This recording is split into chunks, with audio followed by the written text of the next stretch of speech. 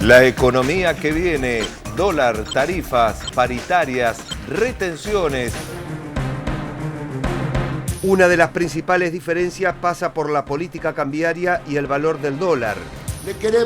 Mientras Daniel Scioli aseguró que durante el primer tramo de su gobierno mantendrá un dólar en torno a los 10 pesos, su contendiente Mauricio Macri apuntó a una rápida devaluación con un dólar regulado por el mercado y una paridad cambiaria cercana a los 16 pesos. La respuesta desde el Frente para la Victoria no se hizo esperar y fue la actual ministra de Economía bonaerense Silvina Batakis quien argumentó que la propuesta de liberar el dólar va a beneficiar solo a un grupo muy pequeño de la sociedad. Están planteando un plan económico que en algún punto es inconsistente y por otra parte que es un plan económico que va a beneficiar solo a muy poca gente.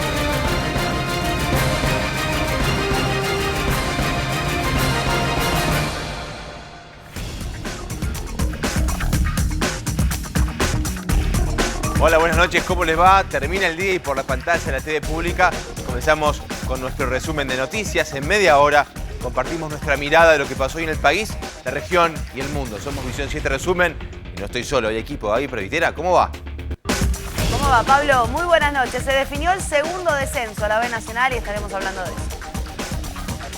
Estamos a 13 días de la segunda vuelta del balotaje. Pero ¿qué pasa? ¿Cuál es la tradición de balotaje en el mundo? Nos lo cuenta José Natanson. Hola, José. Buenas noches, Pablo. Efectivamente, falta poquito para el balotaje. Vamos a estar analizando otras experiencias en Europa, en América Latina del balotaje y qué nos dicen de lo que va a pasar en la segunda vuelta en Argentina. Y nos metemos nosotros de lleno con este tramo de la campaña de cara a la segunda vuelta, para la que, como decía, faltan apenas 13 días. El candidato presidente del Frente para la Victoria, Daniel Scioli, resaltó que su proyecto representa la defensa de lo nacional. Se diferenció de Mauricio Macri al señalar que los referentes que rodean a su oponente de la Alianza Cambiemos son todos pertenecientes a grandes empresas, incluso algunas internacionales. Puso algunos ejemplos, como el tema energético a cargo de un gerente de Shell y el agrícola en manos de un gerente de Monsanto. Lo hizo durante una multitudinaria recorrida por la localidad bonaerense de Lomas de Zamora, en la que fue acompañado por el intendente reelecto Martín Insaurralde. El único que acá da miedo es cuando dan a conocer lo del candidato de Alianza Cambiemos su propuesta en materia económica o energética. Fíjese, en materia de energía hubo una reacción unánime de todas las empresas petroleras. ¿Qué puede pensar en volver atrás con YPF? En pensar que no importa el autoabastecimiento energético. Eso es soberanía, eso es tener más dólares para todo el aparato productivo. Y cuando uno puede ver que los referentes de Macri son gerentes que vienen de distintas empresas, inclusive internacionales. Si vamos a dejarnos guiar en el tema energético por un gerente de Shell, así nos va a ir. Si vamos a dejarnos guiar por un gerente de Monsanto en la agenda agrícola, así nos va a ir. Si vamos a dejarnos guiar por un gerente de Gran Chile, ¿cómo Aerolínea va a terminar despegando? Y ni que hablar si escuchamos economistas de JP Morgan. Yo soy todo lo contrario a todo eso. Yo soy la defensa de lo nacional y esto es muy importante. El balotaje nos da esta gran posibilidad. Que quede claro, las dos visiones del país y las dos propuestas futuras. Y por eso quiero convocar especialmente a los indecisos, a los independientes. Sé que hay muchos que están repensando su voto, inclusive arrepentidos que han votado a Macri en la elección general porque ahora tienen preocupación ante las definiciones. El candidato a presidente de Cambiemos, Mauricio Macri, cerró un encuentro con intendentes radicales de Santa Fe, en el que estuvo acompañado por el titular de ese partido, Ernesto Sanz, el gobernador de Corrientes y los gobernadores electos de Jujuy y de Mendoza. Antes había compartido una recorrida en Paraná con el ruralista Alfredo De Angeli y más tarde viajó a la ciudad de Rosario para encabezar un acto partidario en el que pidió terminar con la impunidad y recalcó que el Estado tiene que estar al servicio de la gente y no de la política. El presidente del Banco Provincia, Gustavo Marangoni, salió al cruce de los economistas de la Alianza Cambiemos al señalar que para mantener las reservas y para que no haya una mega devaluación es que hay que mantener los controles sobre el dólar. Es fácil y engañoso decir el 10 de diciembre se termina eso que se dan llamar por algunos el cepo, pero la forma de decir vamos a hacer una gran devaluación es exactamente esa. Y una devaluación es pérdida de salarios, de jubilaciones. Van a decir que es campaña del miedo. Pero yo te pregunto, establecer las consecuencias posibles de una política, de un instrumento, ¿es sembrar miedo? Si yo creo que hay una inconsistencia, como la hay, que surge de su propio mensaje. Si ellos dicen, ellos, no yo, las reservas del Banco Central son pocas o nulas, pero yo el primer día voy a abrir el cepo para que todos los que quieran dólares los puedan contener, los puedan comprar. Y yo digo, ¿de dónde los van a sacar? Lo que hoy se ajusta por cantidad, mañana se ajustará por precio y ese precio va a aumentar porque de acuerdo a la ley de oferta y demanda, que ellos dicen conocer bien, pero evidentemente no tanto, lo que están de alguna manera proponiendo es ajustar por precio, eso es devaluación, y esa devaluación que además ahora agregan, no, pero el mercado ya la descontó, el dólar a 14 o 15 es lo mismo, si es el precio que está el llamado dólar blue. O sea, unas horas más. Pero eso no es cierto. Aquí, en Harvard, en la China, es mentira. Wiener cuestionó declaraciones de Sanz. El senador socialista por Santa Fe, Hermes Wiener, cruzó al presidente de la Unión Cívica Radical y aliado de Cambiemos, Ernesto Sanz, por sus dichos sobre una eventual reforma judicial por decreto en caso de que Mauricio Macri fuera electo. Impulsan nueva ley de financiamiento educativo. El proyecto de Cetera y el Frente para la Victoria prevé un aumento de 2 puntos del porcentaje del Producto Bruto Interno para educación. La secretaria general de Cetera, Sonia Aleso, alertó que con Mauricio Macri la educación pública retrocederá. El titular de la CTA, Hugo Yasky, consideró que la derecha miente con una profunda deshonestidad intelectual cuando dice que la educación no mejoró en estos 12 años, agregó. Además, destacó que fue en 2005, gracias a Néstor Kirchner, que se logró sancionar la ley de financiamiento para dejar atrás los años de la Carpa Blanca. Avanza la investigación sobre la Comisión Nacional de Valores en la dictadura. La justicia rechazó los planteos de su ex titular, Juan Alfredo Echevarne, para intentar trabar la investigación por delitos de lesa humanidad. Echevarne está investigado por su colaboración con los represores en la persecución de empresarios. Il Capuchino, recuperado del horror. La autora de esta historieta fue Lelia Bicoca, integrante de la Asociación Cristiana de Jóvenes de San Martín y militante del PRT-ERP, desaparecida en 1977. Este material gráfico, producido en el centro clandestino y luego salvado por sobrevivientes, fue presentado en los alegatos de la causa ESMA unificada, como prueba del paso de Lelia por ese campo clandestino.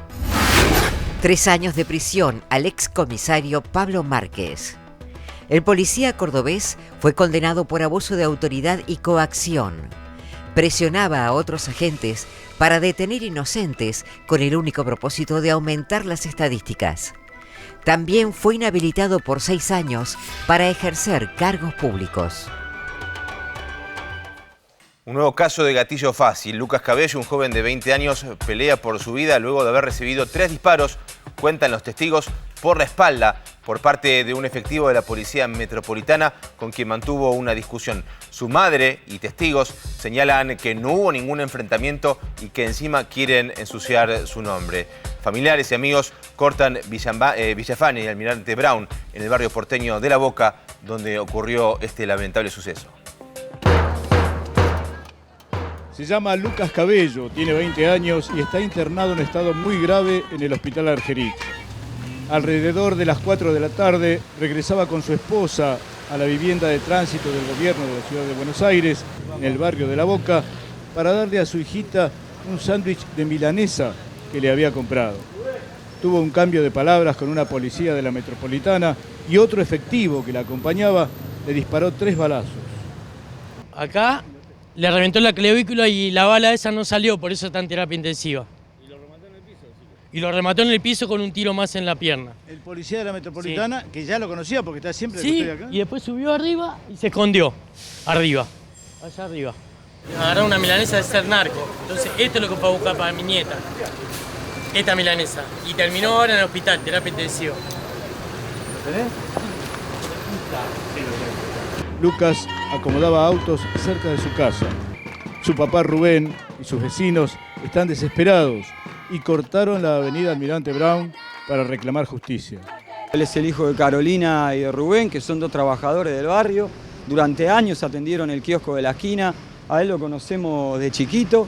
No era un delincuente, no era un pibe que pueda andar robando o que haya estado, que se lo pueda vincular a ningún hecho delictivo. Aparentemente tuvo un entredicho con el policía y se enfrentaron, se empujaron de forma verbal y el policía desenfundó su arma y le pegó un tiro en la cabeza y lo remató en el piso. Esto hay que ponerlo también en contexto. En la misma cuadra, a la vuelta, vive la mamá de Nehuen, otro chico que también mató a un patrullero de Metropolitana hace un par de meses. La realidad es que en esa cuadra, alrededor de esa cuadra, se vienen sucediendo varios hechos de violencia institucional y Lucas termina siendo una víctima más de un nuevo caso de gatillo fácil.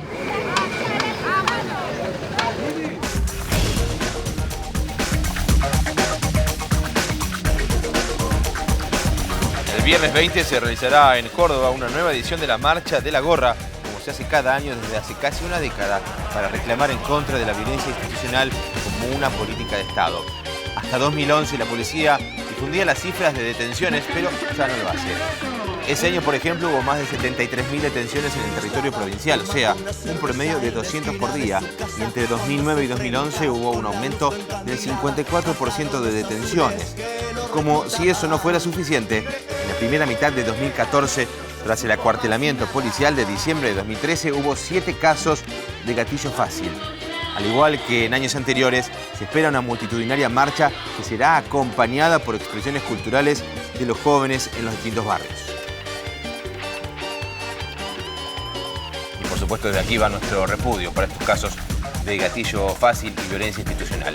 Damos vuelta a la página. José, hablábamos al comienzo de lo que nos toca a nosotros, argentinas y argentinos, de cara al próximo 22 de noviembre. Pero ¿cómo es la tradición, otras experiencias de sistemas con segunda vuelta o balotaje en el mundo? Efectivamente, Pablo, sabes que vamos a estar presenciando y participando del primer balotaje de la historia argentina, aunque el balotaje rige desde el 94, cuando se reformó la Constitución.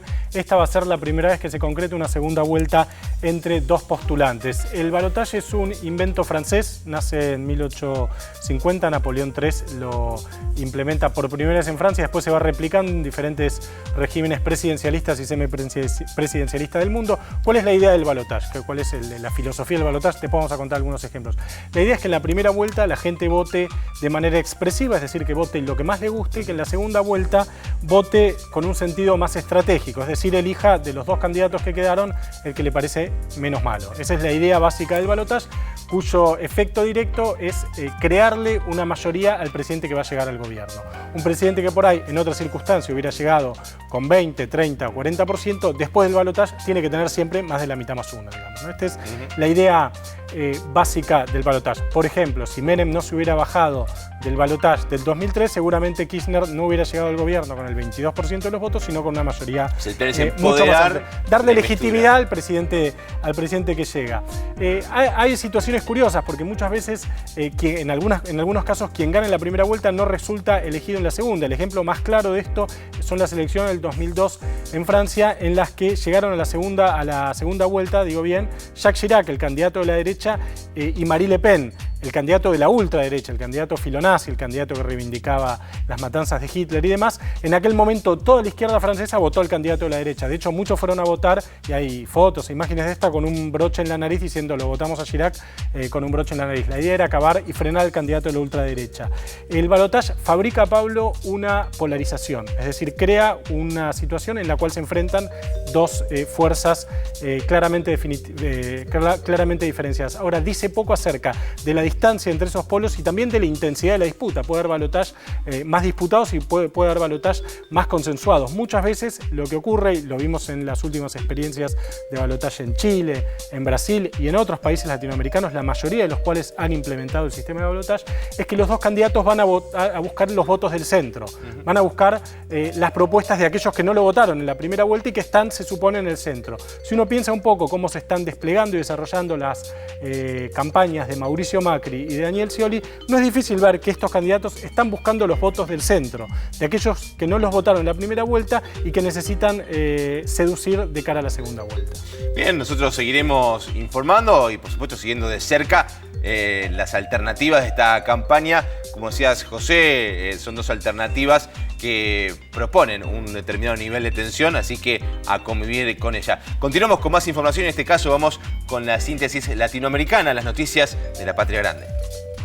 Un avión... Rechazan intervencionismo de Estados Unidos. El gobierno de Venezuela informó sobre la violación del espacio aéreo por un avión de inteligencia norteamericano que despegó desde la base aérea de Curazao en el Caribe.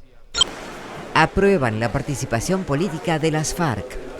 Bogotá consideró fundamental la presencia de los integrantes de la guerrilla durante la venidera etapa postbélica. Por su parte, el representante de las FARC, Iván Márquez, instó al Ejecutivo a detener las operaciones militares. Visita oficial de Evo a París. El presidente de Francia, François Hollande, pidió diálogo a Bolivia y a Chile por la cuestión del acceso al mar. La postura del jefe de Estado galo se suma a la manifestada por la canciller alemana Angela Merkel.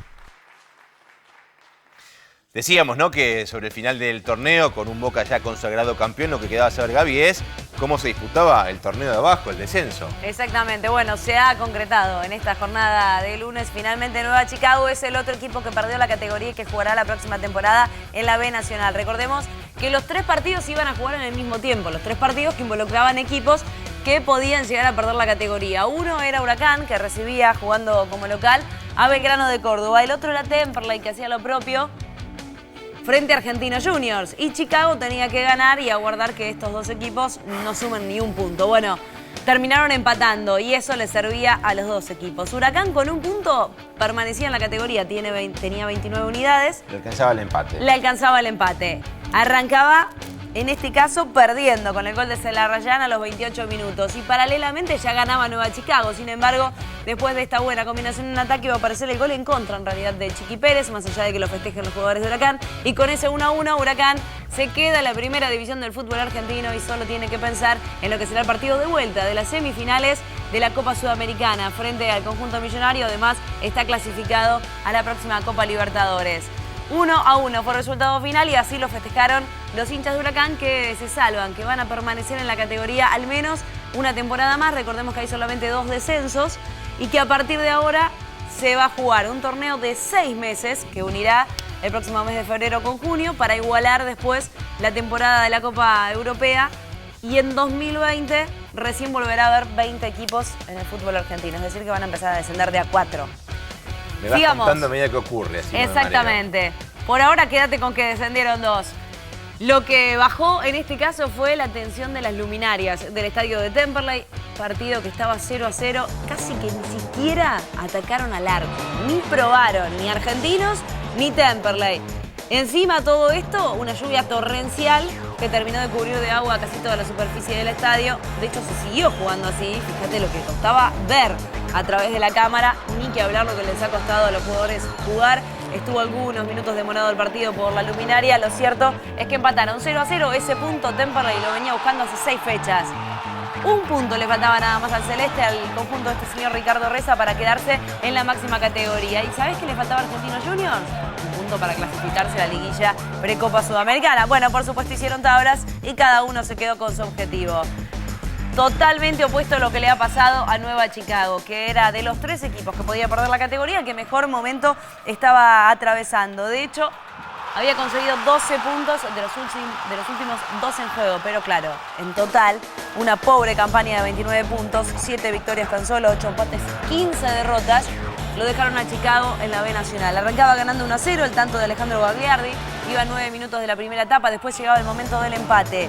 Iba a ser Rodrigo Braña, el ex Estudiantes, que a los 40 minutos decretaba el 1-1 parcial. Más allá de estos festejos que se veían en la tribuna de Nueva Chicago, cuando el partido todavía estaba 1-1, y esto ya dejaba al Torito de Mataderos en la segunda divisional del fútbol argentino, tiene que ver con un agradecimiento a la gran campaña que han realizado estos futbolistas, sobre todo en esta segunda mitad del torneo largo.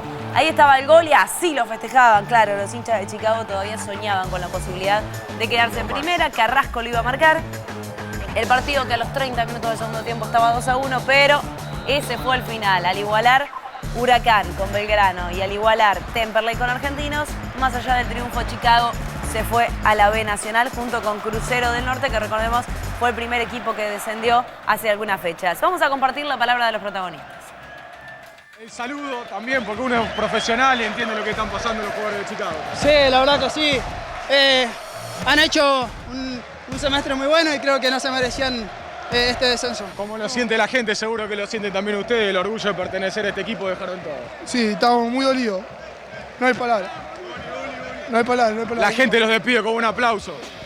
Sí, no alcanzó, no nos alcanzó. Muchas veces es un poco injusto, ¿no? Pero bueno, las cosas están dadas así.